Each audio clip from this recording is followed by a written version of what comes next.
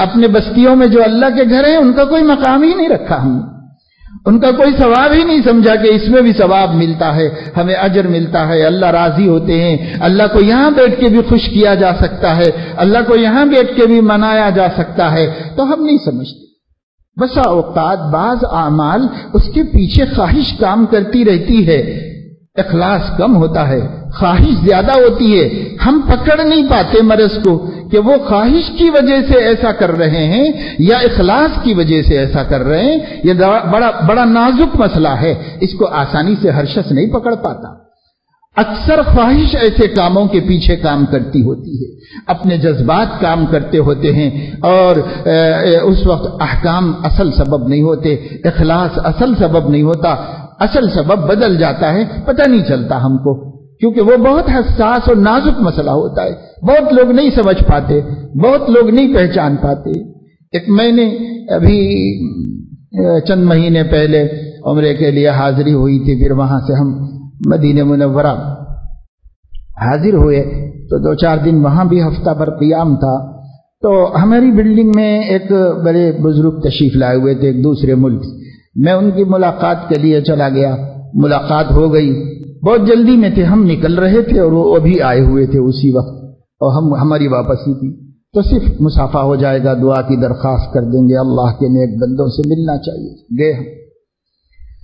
تو وہ بھی فوراً جلدی میں حرم شریف جا رہے، تو معلوم ہوا کہ حرم شریف میں جا رہے تھے کسی کا نکاح پڑھانے کے لیے، تو اس کے لیے چونکہ وہاں کے قاضی کے بغیر نکاح پڑھانا قانوناً جرم ہے، تو اس وجہ سے کچھ ایسی ترتیب تھی وہ کہ بھئی صرف نوشا صاحب چلے جائیں ساتھ میں اور نکاح پڑھا دیں، شرعاً تو درست ہے، لیکن قانون وہاں کے قانون کے حساب سے منع ہے کہ صرف اتھارٹی ہی نکاح پڑھا سکتے ہیں، سب لوگ نہیں پڑھا سکتے۔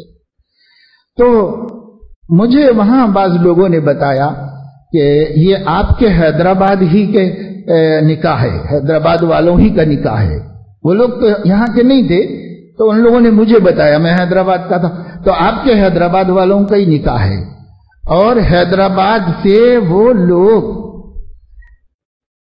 40 افراد کا قافلہ لے کر صرف نکاح پڑھا لینے کے لیے حرم شریف میں، مدینے کے حرم میں نکاح پڑھانے کے لیے آئے۔ کون سی فضیلت کی بات ہے؟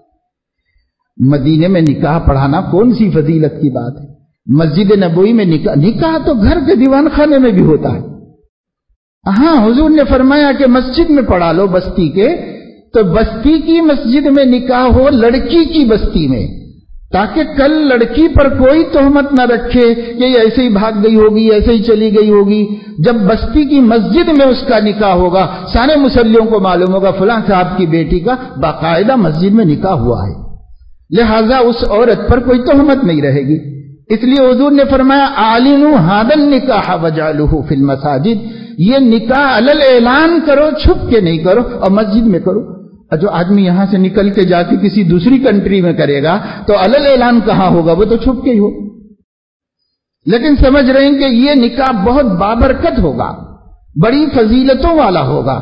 کسی فضیلت کے ثبوت کے لیے حدیث موجود ہونا چاہیے۔ جب کوئی حدیث موجود نہیں ہے، مسجد نبوی میں حضور علیہ الصلوۃ والسلام کے صحابہ کے بھی نکاح نہیں ہوئے، بہت سے صحابہ نے بھی اپنے گھروں میں نکاح کر لیے۔ حضور علیہ السلام نے کئی نکاح فرمائے لوگوں کے، اور وہ نکاح ان لوگوں کی ان کی بیویوں کے گھر میں ہو گئے۔ یہ نہیں فرمایا یہاں لے کے آؤ مسجد میں، یہ بھی نہیں فرمایا۔ حضور علیہ الصلوۃ والسلام نے جب خود اپنی حیات میں اپنی مسجد میں لوگوں کو نہیں کہا کہ یہاں بہت بڑا نیکی کا کام ہوگا نکاح کر لینا، تو ہمیں کس نے کہہ دیا ہے 40 افراد کا کتنا خرچ ہوتا ہے ایک ملک سے دوسرے ملک جانے کے لیے، اور وہاں پر انہوں نے 300 افراد کو ایک 5 اسٹار ہوٹل میں ڈنر پر بلایا تھا، اس کا کتنا خرچ ہوتا ہے؟ بس فضول خرچی ان کی بھی ہے جو حیدرآباد کے شادی خانوں میں کر رہے ہیں، اور فضول خرچی ان کی بھی ہے جو مدینہ منورہ اور مکہ مکرمہ میں کر رہے ہیں۔ وہاں جا کے فضول کرنے سے شیطان کا بھائی بننے کے بجائے ملائکہ کا بھائی بن جائے گا کیا؟ وہاں جا کے فضول خرچی کریں گے تو بھی شیطان کا بھائی ہے، اور حیدرآباد میں فضول خرچی کریں گے تو بھی شیطان کا بھائی ہے۔ اور ہمارے نبی نے فرمایا شادی میں کم سے کم خرچہ کرو، زیادہ سے زیادہ برکت لے لو اللہ سے۔ ضمانت ہے نبی کی، گارنٹی۔ کم سے کم خرچہ کرو، جتنا کم خرچہ ہوتا جائے گا اتنی زیادہ برکت ہوتی جائے گی۔